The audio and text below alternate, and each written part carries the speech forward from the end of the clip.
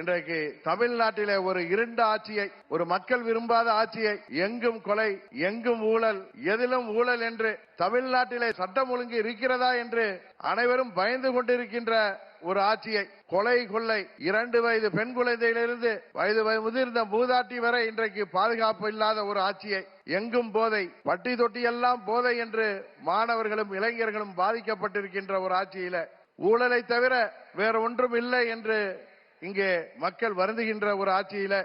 இன்னும் சொல்ல போனால் அனைத்து நிலை மனிதர்களும், அனைத்து நிலை மக்களும், விவசாயிகள் முதற்கொண்டு அனைத்து நிலை மக்களும் தெருவிற்கு வந்து போராடுகின்ற, தேர்தல் வாக்குறுதிகளை எல்லாம் நிறைவேற்றாத இந்த இருண்ட திமுக ஆட்சியை வீழ்த்துவதற்கு மாண்புமிகு பிரதமர் அவர்களுக்கு உறுதுணையாக நமது அனைத்து இந்திய அண்ணா திராவிட முன்னேற்ற கழகத்தின் பொதுச் செயலாளரும் எதிர்க்கட்சி தலைவருமாகிய மாண்புமிகு அண்ணன் இபிஎஸ் அவர்களும், பாட்டாளி மக்கள் கட்சியின் தலைவரும் முன்னாள் மத்திய அமைச்சருமாகிய திரு அன்புமணி ராமதாஸ் அவர்களும், தமிழ் மாநில காங்கிரஸ் கட்சியின் தலைவர் அன்பு சகோதரர் ஜி.கே. வாசன் போன்றவர்களும் இங்கே அவருக்கு கரம் கோர்த்து இந்த மக்கள் விரோத திமுக ஆட்சியை வீழ்த்துவதற்காக 1500 ஆண்டுகளுக்கு முன்பு மீண்டும் இங்கே சரித்திரம் திரும்பி இருக்கிறது என்பதை இந்த நேரத்திலே நிறைவு கூற கடமைப்பட்டிருக்கின்றேன்.